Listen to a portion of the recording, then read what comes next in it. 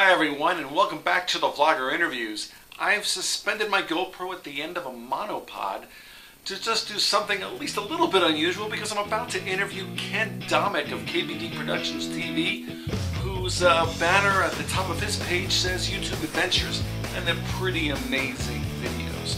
So this is the best I can do at short notice. Enjoy the interview!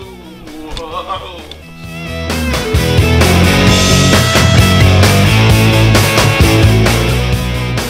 How did this whole YouTube adventure, were you are you a roller coaster aficionado? Before you were a YouTuber?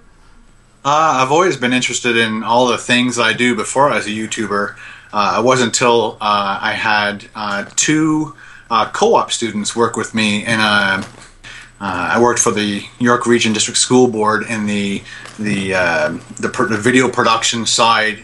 They had the school board needed resources done on video, and so we'd also have every year we'd get one or two co-op students, and of course they you get to know them really well, and they kind of started hounding me that I didn't have a YouTube account back in 2006. Oh, wow. and so they go, "You don't have a YouTube account?" I'm like, what do I need a YouTube account for? Oh, well then you're not cool, right? So I started looking into it, and then I finally started a channel up, and it was a bad name, and I just used my last name and my date of birth or something as my YouTube channel name, and I decided to. Over time, I was trying to figure out why people were getting so many hits on their videos, because their videos were, you know, just the same as mine or whatever. How did this happen? And then if you start to look at the YouTuber and trying to figure out why, and you realize, well, okay, well they have 100,000 subscribers. Okay, well how did they get 100,000 subscribers? And so I just kept investigating. Okay, well why does this guy have a banner? So I just kept asking questions, and then I found this guy from England who was like so really willing to help me out and tell me all these things. Why you got a banner, or why I don't have a banner, and why they do. You have to become partner, and I think I became partner 2010, November 2010, and I had about 600 subscribers and about 600,000 views. And I tried like a month or two before that, and I was turned down. And then when I applied again, when I first applied, it was 500 subscribers. And then the next time I tried was 600 subscribers, and then I finally got it. And I was pretty happy when I got some partnership. Well, how did you build it? I mean, how did you build to the point where you had so many views? I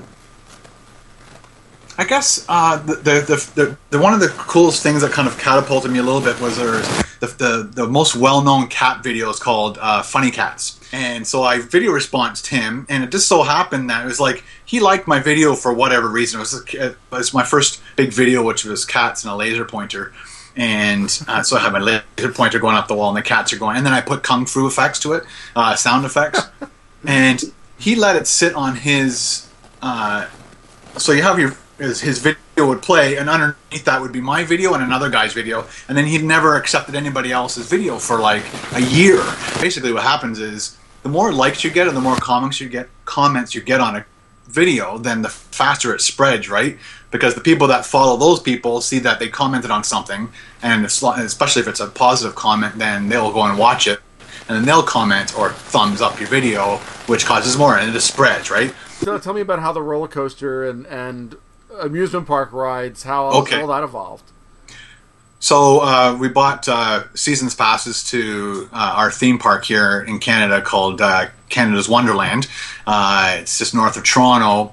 And we're going there, and I had a helmet cam that I bought a couple years prior to. And I said, you know what would be kind of cool is to take my video camera on these rides.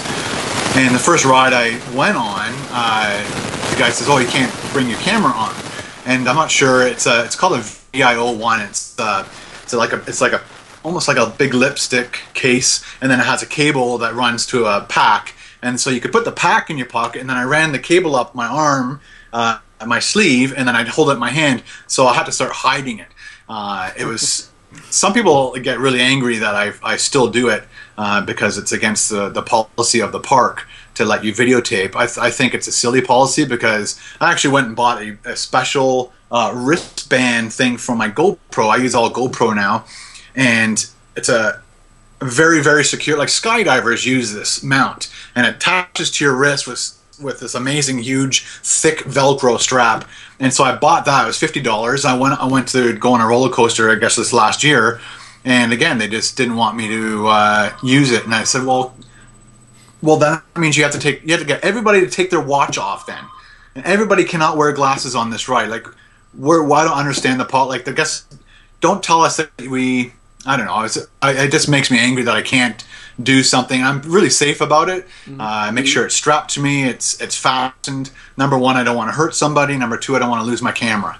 My son started getting into this game called Minecraft, and when we researched it, because we didn't know how to play it, when we researched on YouTube, people would show us how to play certain parts of it, but they wouldn't show us how to get there. So once we figured it out, I started making like little tutorial videos, putting them up there, thinking that they would get taken down because I wasn't sure about video games and copyright.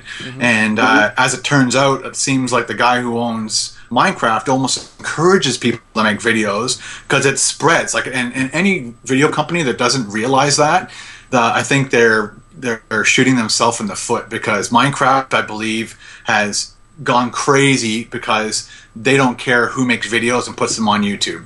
I saw another video where you were at this tower. Yeah, the CN Tower. You can do a walk around, which is kind of funny. I'm wearing the shirt right now. Yeah. It's called the Edge Walk. That was like I think that was the first thing that I did that was kind of adventure seeking besides roller coasters. And the way they treated me, when they first announced that they were going to do it and they sold tickets, I bought tickets like the day that it went for sale, and or the day they went on sale. And then I went up on the roof of my work and videotaped myself and said, "Hey guys, guess what I just got? I got some tickets to walk around the outside of the CN Tower. It's called the Edge Walk." And I was all excited, and I made a really cool intro to it. And it turned out the people at the CN Tower saw this video, and when I got there, this guy goes, "Hey Ken," and I'm like, "Okay, how does this guy know me, right?" Because we love the video you did, and I said, "Oh, that's great that you saw it." And he goes, "If there's anything we can do for you, just let us know." And I'm like, "Oh, I'd like to bring my own camera." He's like, "Well, what kind of helmet do you have, and what kind of camera?" And I said, "I've got a GoPro with a." And he goes, "Why don't you just use our stuff?" So they rigged me up with their camera equipment, and they also gave me a media package, and that really set the tone for the next bunch of videos that I did, because I just contacted all these other places and said, you know, how would you like me to make a promo video for you about me doing your event? And so I got skydiving for free, bungee jumping for free. I got to stay in hotels for free, because I said at the end of these videos I'll sponsor this hotel. And it's funny, sometimes you get amazing responses, and sometimes you get, we're not set up for that right now, or they just don't understand the power of me doing that event and telling all my friends, all my 7,000 friends, to go do that event, right? It's worth money. So another YouTuber, Mark Hamilton, he gets lots of software sent to him for free, because they understand he's got 10,000 subscribers. If he makes a video about this really cool, you know, app for your iPhone, then people will go and buy it because they see him playing it and he likes it. It's funny because one of the things a lot of people, when all this advertising and stuff first started happening, a lot of people called YouTubers sellouts because it used to be all free, right? But I think selling out is when somebody gives you a product that you don't like and you promote it. I think that's selling out. But if I love GoPro and GoPro came to me and said, "How would you like to, you know, come to Hawaii, go surfing, and make a video for us?" I'd be like, "Yeah, I'll do that for sure," right? But because I love GoPro, I'd love to surf. But you know, but if they told me to promote a camera that I didn't like or I never used before, then that's selling out. Sure. And it's now, is this become a side business for you now? I mean, it seems like it's the thing that takes up most of my time. I'm not making enough money to live off of it, right. But again, through you, it's funny because do you know Kevin Noltz? Yes. So Kevin Noltz, yes. Yeah, I went to a conference in Chicago, and he talked, and he said, most of you guys will not make a living off YouTube, but you can make a living through YouTube by the way I just described it. So although I'm not making money off the advertising as much as I need to survive, I can make money by promoting companies and getting either product or getting paid, right? So I've had a few companies pay me to promote their company.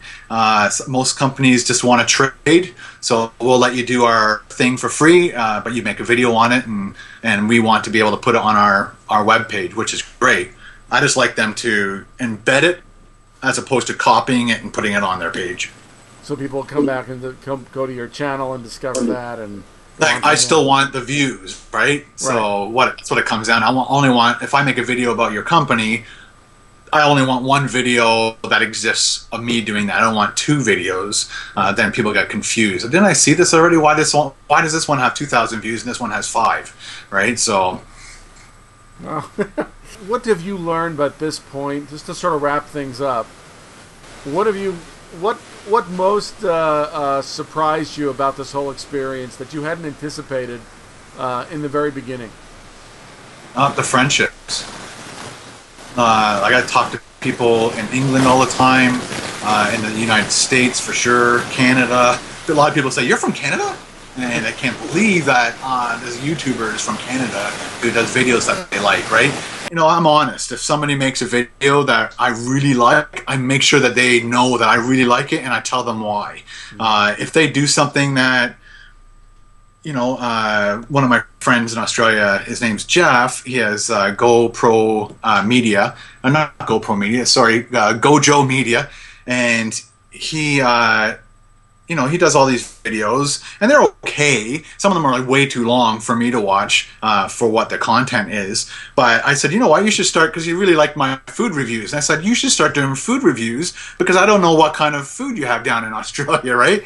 I've heard about shrimp on the Barbie and all that, so fill us in on what you guys are eating at fast food restaurants.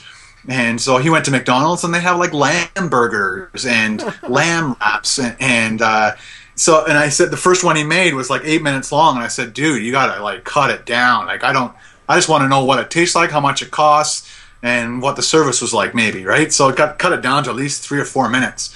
And he really appreciated that, and so he's doing lots of food reviews now. So it'll help his channel, I think, and yeah. So anybody who I like and I watch a video of theirs, if they did something wrong, I'll let them know, and because I'm a video production guy, right? So I can give them really good, valuable information. Thank you, Ken. Remember, you can find his channel at KBDProductionsTV. I will see you next time. Yeah.